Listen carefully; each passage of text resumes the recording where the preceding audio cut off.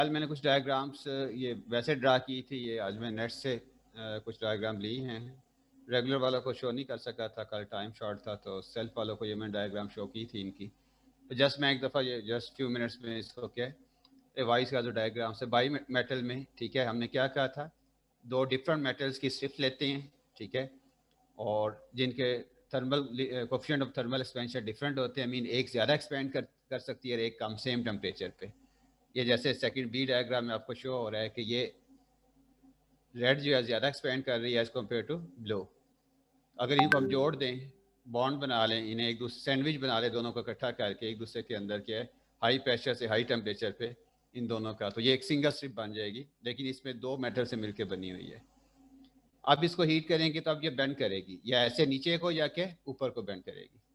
याद है ना, कल बताया था ना। जी यस सर। सर। ठीक है, डिपेंड करता है कि जो मेटल जो कम एक्सपेंड करती है वो नीचे है या ऊपर है। ठीक है, एक ज़्यादा एक्सपेंड करना चाहिए, एक कम करना चाहिए। ठीक है, तो जिसका रिजल्ट क्या होगा, ये जो स्ट्रिप है बाई मेटालिक ये बेंड कर जाएगी, और इसकी ये जो बेंडिंग है ये सर्किट को डिस्कनेक्ट कर देगी। ये इसका एडवांटेज है। इसमें से हम क्या करंट गुजार के इसको हीट करते हैं। ठीक है, रेजिस्टिव हीटिंग होती है, जैसे मैंने बताया था बल्ब का फिलामेंट होता है, उसमें से करंट गुजारते हैं तो हीटअप होता है। तो इसमें हम क्या है इसकी डिफरेंट स्ट्रिप्स यूज़ कर सकते हैं, और भी अदर सेटअप्स यूज़ होते हैं डिफरेंट तरह के। आप ये समझ लें कि डिफरेंट टेम्परेचर्स के लिए different by metallic strips use होती हैं। ठीक है, जैसे ये कॉपर की है, आयरन की है, इनकी लेंथ भी चेंज कर सकते हैं आप, इनकी थिकनेस भी चेंज कर सकते हैं, उससे इनकी जो एक्सपेंशन है वो क्या डिफरेंट हो सकती है। कोई ज़्यादा टेम्परेचर पे बेंड करेगी, कोई थोड़े से कम पे करेगी, कोई उससे कम पे करेगी। तो एनी हो, ये इसका एक मेन क्या प्रिंसिपल है। तो यहाँ पे आपको डिवाइस पे भी नीचे शो हो रहा है कि ये इनकमिंग वायर आ रही है। ठीक है, यहाँ से ये वो बाई मेटालिक स्ट्रिप है, साथ मेटालिक कॉन्टैक्ट्स हैं। अब ये क्या आउटगोइंग वायर है, करंट आपने क्या पास किया है यहाँ से, और इसको जब करंट पास हुआ है तो ये हीटअप हुई है, तो ये क्या अपवर्ड को बेंड कर गई है। ठीक है, जिससे ये कॉन्टैक्ट यहाँ से क्या हो गया, ब्रेक हो गया जो है। ठीक है, ये एंड फिक्स होता है ये वाला। ठीक है, और ये एंड फ्रीली मूव करता है। मीन जब कूल डाउन होगा तो वापस आ जाएगी। ठीक है, क्योंकि मेटल हीट होने पे एक्सपेंड करती है, तो कूल डाउन होने पे रूम टेम्परेचर पे जब वापस आएगी तो वो क्या रिलैक्स हो जाती है। और ज़्यादा कूल डाउन करें नेगेटिव टेम्परेचर पे तो मेटल्स कॉन्ट्रैक्ट करती हैं जो है। ठीक है, इसको आप कूल डाउन करके भी कॉन्ट्रैक्ट कर सकते हैं, और इसको यानी कॉन्ट्रैक्शन भी अपोजिट होगी, या ऊपर की तरफ या नीचे की तरफ हो सकती है, या हीटअप करके भी क्या आप इसको क्या बेंड करवा सकते हैं। तो यहाँ पे मोस्टली क्या है, इसमें बाई मेटल में हम इसे हीट करते हैं करंट पास करके। ठीक है, हाई टेम्परेचर पे। तो जब सफिशिएंट टेम्परेचर उसको मिल जाता है उस वक्त ये क्या कॉन्टैक्ट ब्रेक हो जाता है। तो यही हमारा साइन होता है कि ये रिक्वायर्ड टेम्परेचर हमने क्या अचीव कर लिया है। इलेक्ट्रिक आयरन है, एयर कंडीशनर है, रेफ्रिजरेटर है, जब उसमें रिक्वायर्ड टेम्परेचर अचीव हो जाता है तो वो सर्किट ब्रेक हो जाता है। यानी वो ये टेम्परेचर को सेंस कर लेता है, जो थर्मोस्टेट है सेंस करके इलेक्ट्रिकल कनेक्शन को डिस्कनेक्ट कर देता है जो है। ठीक है, सेंस कैसे करते हैं कि ये रिक्वायर्ड टेम्परेचर पे जाके मेटल इतनी एक्सपेंड कर जाती है, बेंड कर जाती है कि उस सर्किट को क्या ब्रेक कर देती है जो है। ठीक है, राइट। इस डायग्राम में या कोई इसमें जो बाई बैटल में कोई आपका क्वेश्चन है तो आप पूछ सकते हैं। ये कल वाला ये जी जस्ट सर। मैंने सर डायग्राम से जी ये सर जी जो बी और सी फिगर है, जी जी जी जी इसमें सर हम दो दो डिफरेंट मटेरियल की वो स्ट्रिप ली है ना, तो इसमें होना तो ये चाहिए कि दोनों जो तो एक की जो लेंथ है वो ज्यादा है, तो उनको जो हमने बॉन्डेड किया है उसमें भी वो ज्यादा, ये सेम जी, कैसे होगा? यहाँ आप थोड़ा कंफ्यूज हो रहे हो। ये रूम टेम्परेचर है, ऊपर लिखा हुआ है। ठीक है, चेंज इन टेम्परेचर बी में आ चुका है। ये उन्होंने क्या कि अगर वो लहदा लहदा है तो अब उनमें जी सर। चेंज पहले आपको शो की गई है कि ये अभी बॉन्डेड नहीं है। सर जस्ट एग्जांपल समझाने के लिए उसने काफ़ी सारी डायग्राम जी सर। बनाई है। तो ये टेम्परेचर यहाँ दिया जा चुका है बी में।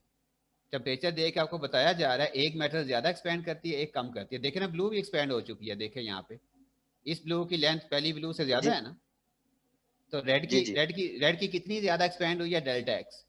रेड ब्लू जी के सर। मुकाबले में ज्यादा कितनी हुई है, ये टोटल नहीं बता रहा। डेल्टा एक्स वो है जो रेड ज्यादा एक्सपेंड की है। इतनी तो ब्लू के बराबर होगी ना, इतनी ही एक्स्ट्रा एक्सपेंड की है। ठीक होगा ठीक सर। है, तब इसमें सर देखिए तो एक जितनी एक्सपेंड कर रही है, लेकिन उसका रिजल्ट क्या हो रहा है कि वो बेंड हो रही है। ठीक है, सर मेरा यही क्वेश्चन था, जिसमें हमने बॉन्डेड किया ना, इसमें भी वो ऊपर वाली जो रेड कलर में थी उसका ज्यादा नहीं होना चाहिए? ये नहीं बैंड वो हो गई है। नहीं, वजह ये है कि आप वो साथ चिपकी हुई है ना, मैंने यही तो बताया है कि वो जी चिपकी सर। हुई है, जो ये अकेली आगे मूव नहीं कर सकती, बॉन्ड पक्का बना हुआ है ना। जिसके रिजल्ट में क्या हुआ है कि दोनों में एनर्जी डिस्ट्रीब्यूट हो गई है ना, तो जिसकी वजह से वो क्या बेंड होने जा रही है या इकट्ठी एक्सपैंड की है, दोनों दोनों ने क्या किया, क्योंकि वो इसको भी एक्सपैंड करवा रही है आगे, वो इसको सपोर्ट कर रही है। ठीक हो गया सर, थैंक जैसे एक चीज के साथ दूसरी चीज बांध दे, एक मूव करेगी तो मजबूरी है ना दूसरे का मूव करना, वो जी रुकना बिल्कुल सर। चाहेगा। देखिए आप मुझे खींचना चाह रहे हैं, ठीक है, मैं वहां स्टिल खड़ा हूँ ज्यादा फोर्स के साथ, क्योंकि ये बॉन्ड है ना, मेटालिक बॉन्ड बना हुआ है ना पक्की, यानी कि आपने गर्म करके हाई प्रेशर पे इन्हें ना बिल्कुल जोड़ लगा दिया इनका, समझ लें जिस तरह वेल्डिंग नहीं होती है, आपने एक दूसरे के अंदर ये बस एक हिस्सा बन चुकी है, सिंगल मटेरियल बन चुकी है, ठीक है। तो लेकिन इसको मेल्ट करके आपस में ऐसे मिक्स नहीं किया गया है, दोनों लहदा ही पतरी हैं अभी भी, लेकिन एक ठीक हो दूसरे के अंदर पेवस्त हो चुकी हैं। अब ज़ाहिर मैं, आप मुझे खींचेंगे तो मैं वहां स्टिल खड़ा हुआ हूँ, तो आपकी कुछ एनर्जी वेस्ट हो जाएगी ना, ठीक है। जी तो सर। थोड़ा सा हो सकता है मैं मूव कर जाऊं, आपकी मूवमेंट होनी थी टू, तो टू की बजाय आपकी वन मूवमेंट हो और वन मेरी मूवमेंट हो जाए, तो तभी एनर्जी बैलेंस हो जाएगी ना। ठीक मैंने हो तो गया सर। स्टिल रहना था ना, ठीक है, या मैंने टू मूव करना था, आपने फोर मूव करना था, तो जी मैंने सर। भी थ्री मूव किया, आपने भी थ्री मूव किया, यानी मैंने एक एक्स्ट्रा मूव किया, आपने एक कम मूव किया, रिजल्ट ठीक फिर हो फाइनल ये होगा, और उसके रिजल्ट में ये क्या हो जाएगी, बेंड कर जाएगी फिर जो है, ठीक है। अब डिपेंड के हायर ठीक हो गया एक्सपेंशन सर। वाली मेटल नीचे है या ऊपर है, ठीक है, जो ऊपर है तो नीचे की तरफ बेंड कर रही है, वो नीचे होगी तो क्या करेगी, ऊपर की तरफ बेंड करेगी फिर ऊपर जो की है, तरफ बैंड करेंगे। ठीक है। तो ये इस तरह से डिफरेंट होगा, वो आप ये चूज कर सकते हैं, ये आपका कॉन्टैक्ट ये फ्रीली मूविंग कॉन्टैक्ट है, ये नीचे है या ऊपर है, उस हिसाब से आपके स्ट्रिप को ऊपर नीचे डिजाइन कर सकते हैं कोई भी, ठीक है। तो ये थर्मोस्टेट रेगुलेटिंग डिवाइस है, तो इसने ज़ाहिर सेंस कर लिया कि इतना टेम्परेचर हो गया, कैसे सेंस किया कि ये बेंड कर गई, हमें पता है कि इसकी बेंडिंग इतने टेम्परेचर पे होनी, ये हमें नॉन होता है, पहले ये सारा कैलकुलेट किया जाता है, क्योंकि मेटल के कोफिशिएंट ऑफ थर्मल एक्सपेंशन पता होते हैं ना, नॉन होते हैं ना, आपने पढ़ा भी जी है सर। एफएससी में, I think coefficient of thermal expansion alpha से शो करते थे, डिफरेंट जी मेटल के डिफरेंट। डिफरेंट है, किसी के हाई हैं किसी के लो हैं जो है, ठीक है। तो ये इस तरह से आप डायग्राम में नेट से मैं कहता थोड़ा ये कलरफुल डायग्राम इजीली आप यहाँ से अंडरस्टैंड कर सकते हैं, वैसे तो सिंपल प्रिंसिपल है, इतना मुश्किल नहीं अंडरस्टैंड करना। और इसी तरह ये सेकंड था बल्ब या कैपिलरी थर्मोस्टेट जो थे, उसमें सिंपल जैसा थर्मोमीटर होता है, यहाँ एक सेंसर बल्ब होता है, इसके अंदर क्या है हमारे पास, क्या है जो सेंसिंग लिक्विड होता है, ठीक, कोई भी है मरकरी है या कोई भी लिक्विड यहाँ पे यूज़ करते हैं, और इसके आगे क्या, ये कैपिलरी ट्यूब है, लॉन्ग ट्यूब है, ठीक है। और यहाँ पे आगे क्या है, इस ट्यूब के आगे क्या, एक डायाफ्राम लगी हुई है, ठीक है।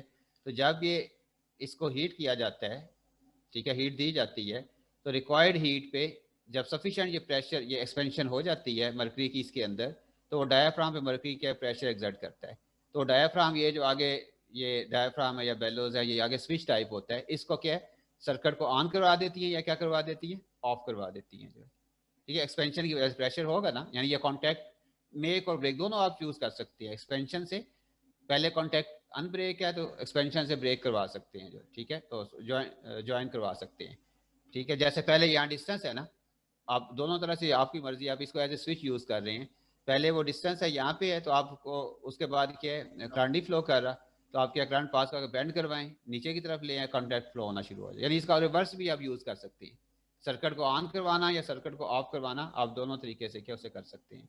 नॉर्मल केसेस में हमारे पास पहले क्या करंट फ्लो करता है, सर्किट ऑन होता है, इलेक्ट्रिक आयरन में या हीटर में, इलेक्ट्रिक में या कोई और जो ऑटोमेटिक होते हैं उनमें ऑन होता है, जब रिक्वायर्ड टेम्परेचर अचीव हो जाता है तो उतने टेम्परेचर पे ये बेंड कर जाती है, ठीक है। तो फिर क्या सर्किट ब्रेक हो गया कुछ टाइम के लिए, जब तक वो सारी इसके अंदर कोडिंग हुई होती है कि कितना टेम्परेचर डाउन आए तो इसने ऑन होना है, ठीक है। जिस तरह आप गीजर में भी आपने देखा होगा कि आप रिक्वायर्ड टेम्परेचर पे सेट कर दें ऑटोमेटिकली वो ऑफ हो जाता है, ठीक है। पानी जब ठंडा होता है एक रिक्वायर्ड टेम्परेचर वो आता है तो उस वक्त के वो दोबारा के ऑन हो जाता है। तो इस तरह थर्मोस्टेट किसी भी डिवाइस का टेम्परेचर को रेगुलेट करने के लिए यूज़ होते हैं। ये भी उसी तरह का प्रिंसिपल है, इलेक्ट्रोमैकेनिकल हमने कहा ना ये फैमिली है जो थर्मो, एक बायोमेटल भी इलेक्ट्रोमैकेनिकल है, इलेक्ट्रिक एनर्जी दे रहे हैं और मैकेनिकल मोशन की वजह से कॉन्टैक्ट के ब्रेकअप हो रहा है। और दूसरे केस में कि हम इलेक्ट्रिकल एनर्जी दे के इसे हीट कर रहे हैं, ठीक है। हीट करने से क्या है इसके अंदर जो लिक्विड है वो क्या है एक्सपैंड करेगा, कैपिलरी ट्यूब के अंदर वो प्रेशर एक्सर्ट करेगा आगे किसी डायाफ्राम पे, तो वो डायाफ्राम को पुश करेगा और सर्किट के ऑन हो जाएगा या क्या हो जाएगा ऑफ हो जाएगा, या अगर पहले ऑन है पुश कर देगा तो उसको गैप क्रिएट कर देगा, पहले गैप है ऑफ है तो पुश करके उसे क्या करवा देगा ऑन करवा देगा, ठीक है। आपने किस तरह की सेटिंग लेनी है दोनों तरह से आप ले सकते हैं इससे, जो ऑन करवाना है तो पहले गैप होगा, वो उस गैप को पुश करके के हमारे पास क्या ऑफ होगा तो ऑन करवा देगा, तो पहले अगर ऑन है तो वो ऑपोजिट डायरेक्शन में बेंड करवा के उसको क्या करवा देगा, ऑफ करवा देगा। तो इसका ये लाइक थर्मोमीटर ही है, जिससे वो हीट लेके मरकरी एक्सपेंड करता है, या डायफ्राम गेजेस से उस पर प्रेशर। जी जी जी, कोई क्वेश्चन किसी का पूछना चाहते थे? नहीं सर, वो शायद गलती से हुआ था किसी का। ओके, एक और कैटेगरी नेक्स्ट है जो हमारे पास थर्मोकपल है, वो भी इसी तरह से ही है तकरीबन। उसमें हमारे पास शायद आपने पहले भी लोअर क्लासेस में कहीं पढ़ा होगा, इसमें हम दो डिफरेंट वायर्स यूज़ करते हैं, ठीक है। जैसे दो मेटालिक, सिर्फ बाई मेटल था ना, ये भी बाई मेटालिक, इसमें वायर यूज़ होती हैं। तो उनका हम एक जंक्शन बनाते हैं, यानी एक दोनों वायर्स का एक एंड क्या है कनेक्ट कर देते हैं आपस में। इस जिस पॉइंट पे दो वायर्स मीट करती हैं उसे जंक्शन कहते हैं, ठीक है। जंक्शन होता है ना, मीटिंग पॉइंट होता है, दो डिफरेंट रोड्स का कह लें, तीन डिफरेंट रोड्स का कह दें, 5 डिफरेंट रोड्स का कह रहे हैं, जहाँ पे रोड मीट कर उसका हम जंक्शन कह सकते हैं। ये हॉट जंक्शन है। हॉट जंक्शन से मुराद क्या है, इसको हम हीट करते हैं, इस पॉइंट को, और जो वायर के दोनों दूसरे एंड होते हैं वो फ्री होते हैं, वो आपस में कनेक्टेड नहीं होते, ठीक है। उसको क्या कहते हैं, कोल्ड जंक्शन कहते हैं यहाँ पे, ठीक है। तो अब अगर इस एंड को हीट करें तो एक वेल नोन फिनोमिना है सी बैक इफेक्ट, ठीक है। इधर नाम लिखा ये है सी बैक, बी सी के बैक, ठीक है। सी बैक इफेक्ट है कि जब आप किसी वायर में टेम्परेचर ग्रेडियंट जनरेट करते हैं तो उस वायर के जो कोल्ड एंड हैं उनके अक्रॉस वोल्टेज जनरेट होती है। वो वोल्टेज हम यहाँ पे क्या मेजर कर सकते हैं, and that voltage produce is directly proportional to the temperature gradient, ठीक है। ग्रेडियंट क्यों कह रहे हैं, हम इधर जितना हाई टेम्परेचर देंगे उतना कोल्ड और हॉट और कोल्ड एंड के दौरान टेम्परेचर डिफरेंस ज़्यादा होगा ना। इसको आप हीट कर रहे हैं, ये हॉट एंड है, ये क्या कोल्ड एंड है, तो दोनों में टेम्परेचर डिफरेंस हाई है। तो जितना आप हायर टेम्परेचर सेंसर ये बनाना चाहते हैं, थर्मोकपल हाई टेम्परेचर को मेजर करना चाहते हैं, उतनी वोल्टेज ज़्यादा इंड्यूस होगी। तो हम चाहते भी यही है ना, हीट एनर्जी को किसी other form of energy, electrical form में कन्वर्ट करना चाहते हैं, ठीक है। तो हीट एनर्जी को कन्वर्ट करने के लिए हमने यहाँ पे क्या है, बाई मेटल में तो क्या है, वो मेटल बेंड कर जाती थी, एक्सपेंड करती थी थर्मली। अब यहाँ हम एक्सपेंशन का इफेक्ट नहीं ले रहे, ये इलेक्ट्रोमैकेनिकल नहीं है, ठीक है। यहाँ पे हमारे पास क्या है, हम थर्मोकपल में रेजिस्टिव इफेक्ट ले रहे हैं कि यहाँ से हम क्या जब हीट करते हैं इसको, तो हीट करने की वजह से क्या हमारे पास क्या है, टेम्परेचर ग्रेडियंट जनरेट होता है। जैसे आपने फैराडे लॉ पढ़ा है, लेट्स से कि वो Faraday law of electromagnetic induction है, आप फ्लक्स को वेरी करते हैं ना किसी कॉइल के अंदर, तो क्या होता है, ईएमएफ इंड्यूस होती है ना। Yes sir. इस और इसका रिवर्स भी है, ठीक है। आपने मैग्नेटिक फील्ड भी करंट पास करके क्या वेरी करके उससे भी जनरेट कर सकते हैं जो है। तो यहाँ पे हमारे पास फिर क्या है कि इसमें वजह क्या है, ईएमएफ क्यों इंड्यूस होती है। इधर हॉट एंड पे हमारे पास क्या है, जो इलेक्ट्रॉन, वैसे मेटल के अंदर या कोई आप करंट खुद से फ्लो नहीं करवा रहे, करंट जनरेट हो रहा है। अगर जिस तरह से जस्ट मैग्नेट को कॉइल के अंदर मूव करने से करंट जनरेट हो जाता है ना, कोई बैटरी ना कुछ भी नहीं ना होता, और करंट आप देखते हैं जनरेट हो जाता है जस्ट मैग्नेट को मूव करने से, ईएमएफ इंड्यूस होती है या करंट जनरेट होता है, ठीक है। तो ये भी जस्ट हीट करने से, ठीक है। उसका अपना फिनोमेना फैराडे लॉ है, इसका है सीबेक इफेक्ट है। तो थोड़ी फिजिक्स बता देता हूँ कि इधर वाले एंड पे इलेक्ट्रॉन के पास एनर्जी बहुत हाई होती है। तो वैसे एक मेटल वायर में इलेक्ट्रॉन रैंडमली मूव करते हैं, लेफ्ट से राइट भी जा रहे हैं और राइट से लेफ्ट भी, दोनों तरफ इलेक्ट्रॉन जा रहे होते हैं ना।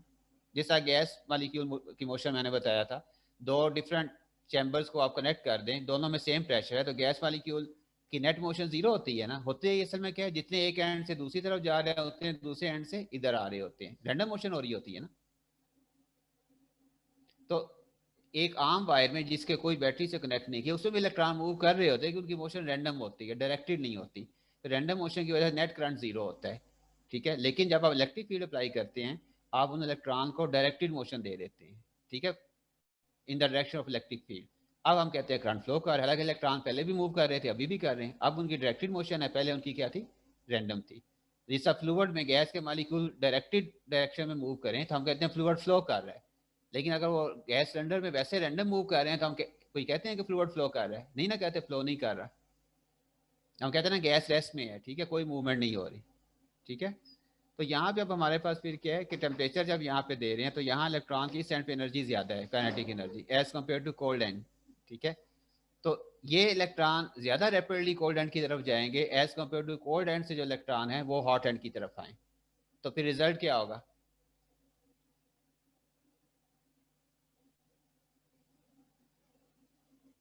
यस शाबाश, then there will be net motion of the electron from hot to cold, net होगी ना, बस इधर से ज्यादा जा रहे हैं, कोई एनर्जी ज्यादा है, पहले पहुंच रहे हैं, उधर से वो पहुंचने में टाइम लग रहा है। तो जब आपको डायरेक्टेड मोशन मिलेगी किसी वायर में से, नेट डायरेक्टेड मोशन, तो करंट इंड्यूस होगा, उसमें करंट प्रोड्यूस होगा। ये एक लाइट से, इस इफेक्ट को कहते हैं सीबैक इफेक्ट, ठीक है। तो यानी ये ईएमएफ इंड्यूस करने का एक और वे है। पहले आपको फैराडे लॉ पता था, आप वो जानते थे कि मैग्नेटिक फ्लक्स वेरी करके किसी कॉइल में ईएमएफ इंड्यूस की जा सकती है। और इसमें आप क्या कर सकते हैं, टेम्परेचर ग्रेडियंट जनरेट करना है किसी वायर के क्रॉस, ठीक है। और ये हम दो डिफरेंट मेटल्स ले रहे हैं, ये भी है कि एक मेटल और होनी चाहिए, दूसरी मेटल की नेचर क्या डिफरेंट होनी चाहिए जो है, ठीक है। तो ज़रा मेटल की कंडक्टिविटी भी डिफरेंट होती है, एक की और होगी, दूसरी की डिफरेंट होगी ना कंडक्टिविटी, वो भी रोल प्ले कर रही है, हीट भी रोल प्ले कर रही है। इस वजह से नेट क्या ईएमएफ इंड्यूस होगी। ये वायर टाइप ए है, टाइप ए मीन एक और टाइप की वायर है, दूसरी वायर क्या और टाइप की है। ये इसमें सिंपल इसका सेटअप है, जिसका बाई मेटल में भी सिंपल था, कैपिलरी ट्यूब थर्मोस्टेट में भी सिंपल सेटअप था, लाइक थर्मोमीटर था, ठीक है। तो यहाँ पे भी आपने कितना ये मसलन क्या जैसे रेंज, आपने अगर कैपिलरी थर्मोस्टेट में रेंज सेट करनी है, हाई टेम्परेचर के लिए यूज़ करना है, तो आप जैसे इसमें कैपिलरी ट्यूब की लेंथ बढ़ा दें, जितनी लेंथ ज़्यादा होगी उतना ही क्या है इसका जो प्रेशर है वो रिड्यूस हो जाएगा ना, ठीक है ना। तो जो जिस हमने कहा लास्ट टाइम डायफ्राम को कहा था, डायफ्राम को थिक बना दें, थिनर बना दें, आपने इस सेंसर की रेंज हाई लेनी है, हाई टेम्परेचर इससे क्या रेगुलेट करना है। तो हाई टेम्परेचर के लिए आप क्या ये कैपिलरी की जो डायामीटर या उसकी ज़्यादा नैरो कर सकते हैं, लेंथ बढ़ा सकते हैं। ये ज्योमेट्रिकल पैरामीटर होते हैं जिस हम इनको तो हम वेरी कर सकते हैं। असल जो फिनोमेना वो यही है कि इसमें लिक्विड जो होता है, कोई भी है, मरकरी है, कोई है, वो क्या एक्सपैंड करता है। एक्सपैंड वो करेगा तो वो क्या प्रेशर जनरेट करेगा लास्ट एंड पे जो है, उस प्रेशर से हम डायफ्राम को मूव करके सर्किट को ऑन करवा सकते हैं या सर्किट को क्या करवा सकते हैं, ऑफ करा सकते हैं। इसमें आप मेटल की स्ट्रिप्स कोई ऐसी मेटल भी ले सकते हैं जो बहुत हाई टेम्परेचर पे बेंड करती हैं, ले सकते हैं ना।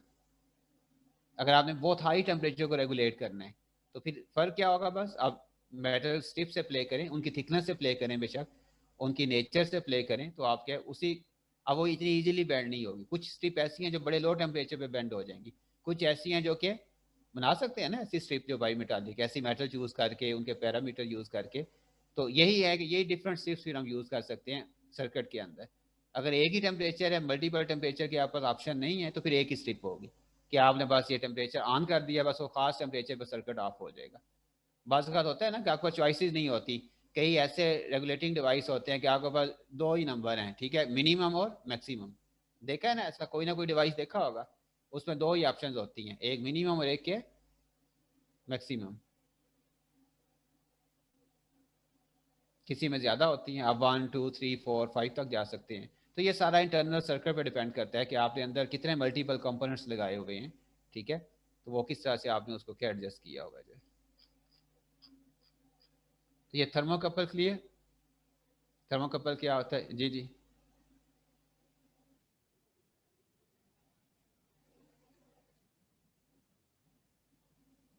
जी जी जी जी जी जी जी जी बिल्कुल।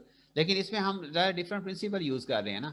हमने यहाँ पे टेम्परेचर को मेजर करना है। ये क्या थे, रेगुलेटिंग डिवाइस थे। ये क्या थे, मैंने बताया, कल भी बताया था, एक थर्मोस्टेट होता है और एक क्या होता है, थर्मोमीटर होता है। तो अब देखें यहाँ कोई हम आउटपुट में इलेक्ट्रिकल एनर्जी नहीं ना जनरेट कर रहे, बल्कि हीट खुद दे रहे हैं। हीट क्या, करंट खुद दे रहे हैं, इनमें करंट पास करवा के हीट कर देनी है ना। हीट कहाँ से आएगी, देखो रेफ्रिजरेटर में हम हीट देते तो नहीं है ना, कोई मतलब वो टेम्परेचर सेंस कैसे, सॉरी, उसमें हम इलेक्ट्रिकल करंट से खुद हीट देते हैं। इलेक्ट्रिक आयरन में भी इसको क्या, हाँ, करंट का हीटिंग इफेक्ट हम यूज करते हैं और उसको रिक्वायर्ड अमाउंट ऑफ हीट हम देते हैं, रिक्वायर्ड अमाउंट हम देते हैं कि ये है।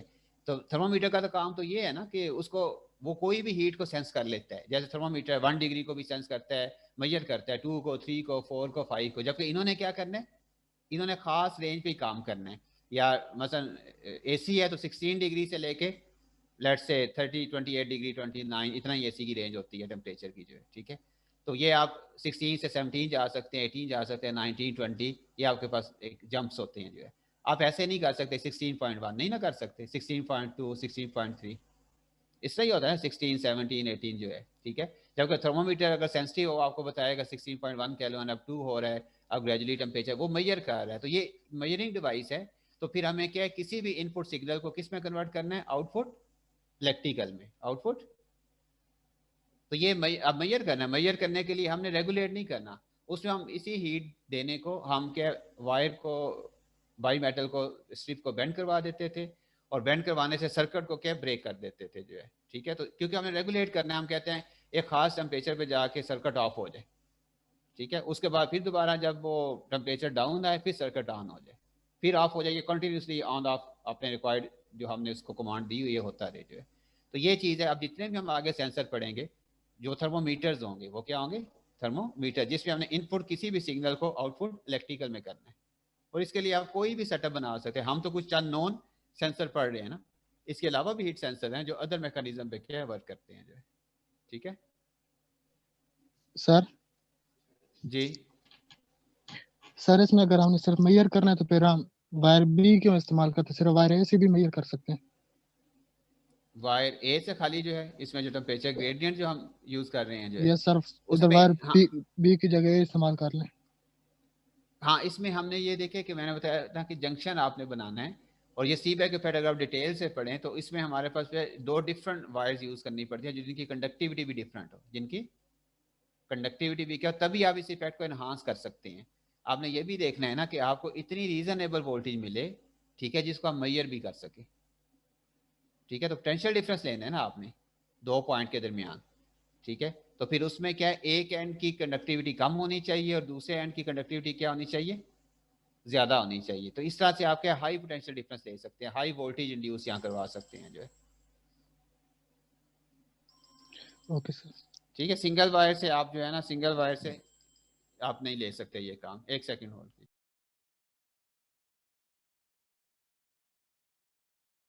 थ्योरी में आप जाएं और सारा जो है कि वो काफ़ी लेंथी काम हो जाता है, तो उसमें अगर आप चाहें तो उसको रीड कर सकते हैं जो है कि ठीक है। इसमें आपने इस इफेक्ट को इन्हांस भी करना होता है, इन्हांस इफेक्ट लेना है तो आपको एक जंक्शन बनाना पड़ता है, ठीक है।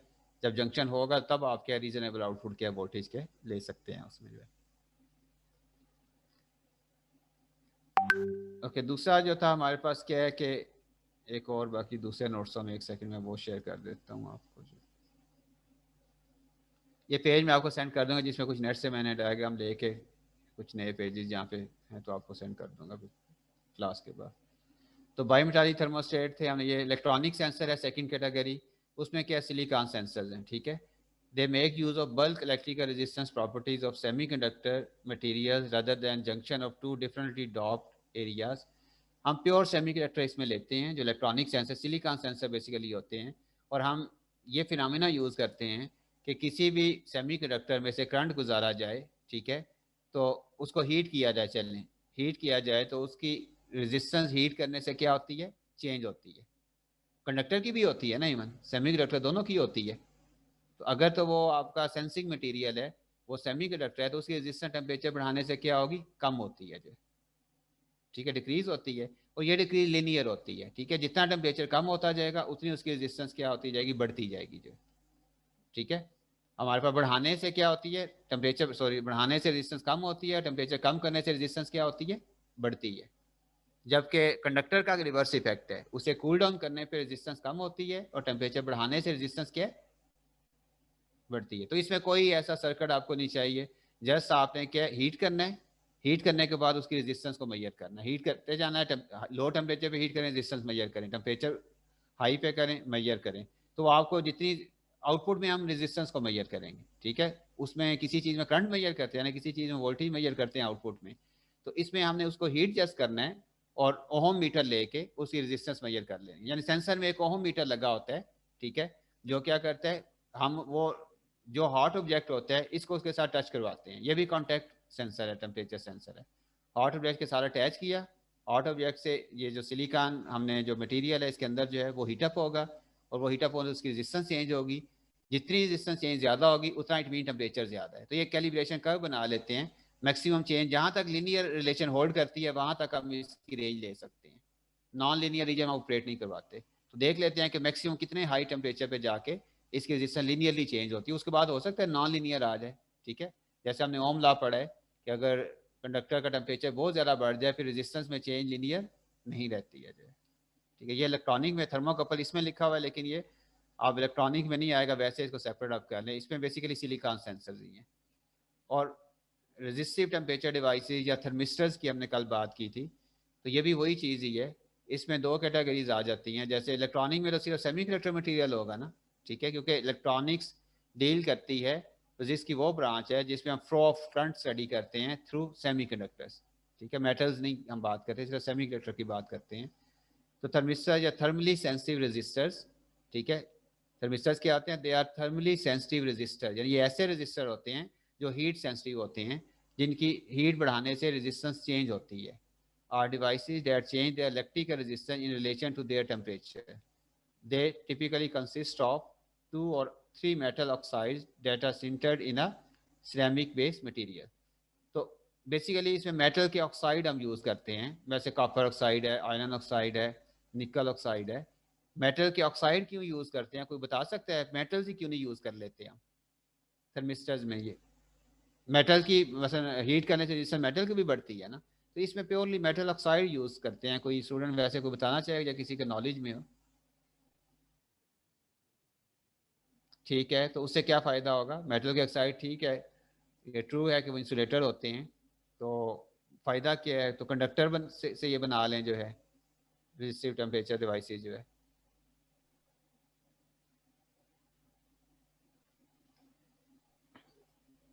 सर इससे इनकी रेजिस्टेंस है वो डिक्रीज होना शुरू हो जाएगी जैसे ही वो टेम्परेचर इंक्रीज करेंगे ऑक्साइड की।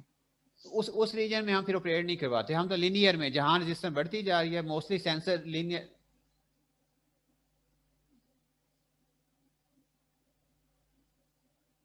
असल में जो ऑक्साइड होता है वो, आपने एक तो ये बात है कि वो हमारे पास क्या इलेक्ट्रिकली इंसुलेटर होते हैं, उनकी रेजिस्टेंस ज़्यादा होती है, बहुत हाई होती है, ठीक है, तो उसमें चेंज भी ज़्यादा आएगी। उसमें मेटल की रेजिस्टेंस में चेंज जो है, सेचुरेशन जल्दी आ जाएगी ना मेटल में। अब टेम्परेचर उसमें से हमने तो हाई रेंज के बनाने हैं thermistor, long range high temperature measure करना है। तो जिस तरह हाई रेंज मेजर करनी हो तो हमें स्पेसिफिक पैरामीटर चाहिए होते हैं मटेरियल, जैसे डायाफ्राम भी थिक बनानी पड़ती थी और ज़्यादा हार्ड लेनी पड़ती थी ना हाई रेंज के लिए, ठीक है। तो इसलिए जो थर्मिस्टर होते हैं हम इसमें मेटल के ऑक्साइड मोस्टली लेते हैं, और वो क्या होते हैं, हीट ऑक्साइड हमारे पास इलेक्ट्रिकली बेसिकली इंसुलेटर, उनकी रेजिस्टेंस बहुत हाई होती है जो है, ठीक है। इस वजह से वहाँ उसमें चेंज भी ज़्यादा आएगी जो रेजिस्टेंस में जो है ना। तो ये इफेक्ट हमने तो ऐसा सेंसिंग मटेरियल लेना है जिसमें स्मॉल चेंज इन टेम्परेचर से ह्यूज चेंज इन रेजिस्टेंस आए, यही हम चाहते हैं ना। टेम्परेचर में चेंज कम हो और उसमें रेजिस्टेंस में चेंज किया है, तभी हम वो सेंसिटिव सेंसर बना सकते हैं ना। तो इसमें यह है कि हम इसको फिर एक सिरेमिक मटेरियल में एनकैप्सुलेट करते हैं अंदर, यानी कि वो सेंसर है उसके बाहर उसका सिरेमिक की क्या कवर है, ताकि वो उसकी हीट बाहर ना आए, जो हीटअप हो रहा है जो भी है वो शॉर्ट सर्किट ना हो। हर डिवाइस जैसे ट्रांजिस्टर है या कैपेसिटर है, एक पैकिंग में पैक होता है ना, आपको बाहर तो उसके जब दो लेग्स ही नजर पॉइंट्स नजर आ रहे होते हैं ना, दो वायर्स जिनको आप कनेक्ट करते हैं ट्रांजिस्टर को कैपेसिटर को, बाकी तो अंदर वो प्लास्टिक में सिरेमिक बॉडी में पैक होता है ना, जो अंदर जो उसका रियल मटेरियल होता है अंदर, जो उसका सारा सर्किट होता है। तो ये है कि इसमें हम फिर क्या, जो दो तरह के फिर हमारे पास थर्मिस्टर हैं, एक पॉजिटिव टेम्परेचर कोफिशिएंट पीटीसी कहते हैं उन्हें, और दूसरे कहते हैं negative temperature coefficient NTC. PTC devices क्या होते हैं, which exhibit a positive change और increase in resistance as temperature rises.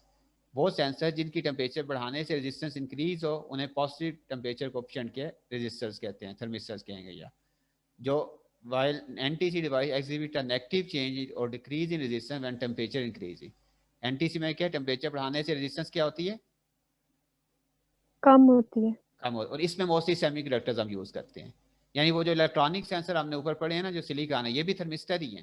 Thermistor वो है हीट सेंसिटिव रेजिस्टर, ठीक है। तो यहाँ हम सिलिकॉन जो यूज कर रहे थे वो इसमें एक किस्म का सिलिकॉन को, अब इलेक्ट्रॉनिक सेंसर को निकाल भी दें तो अब ये जो थर्मिस्टर है इसमें भी वो कैटेगरी आ जाती है। तो अगर मेटल की ऑक्साइड यूज़ करेंगे तो टेम्परेचर बढ़ाने से रेजिस्टेंस बढ़ेगी, अगर सेमी कंडक्टर यूज़ करेंगे तो टेम्परेचर बढ़ाने से रेजिस्टेंस क्या होगी, कम होगी। अब जैसे अब इनकी अपनी कैरेक्टरिस्टिक्स हैं, जो एनटीसी हैं हो सकता है उनसे रेंज ज़्यादा ली जा सकती हो, या ये हाई टेम्परेचर रीजन में पीटीसी वाले ज़्यादा बेटर ऑपरेट करते हों। ये यहाँ पे आगे थोड़ा सा कंपैरिजन है यहाँ पे कि इसमें कि कौन से किस कैटेगरी की किस केस में ज़्यादा यूजफुल हैं, ठीक है। कुछ यहाँ पे भी बताए हैं, जैसे यहाँ उसके एडवांटेज हैं। The change in resistance of NTC devices is typically quite large, providing a high degree of sensitivity. ये पॉइंट समझ आ रहा है?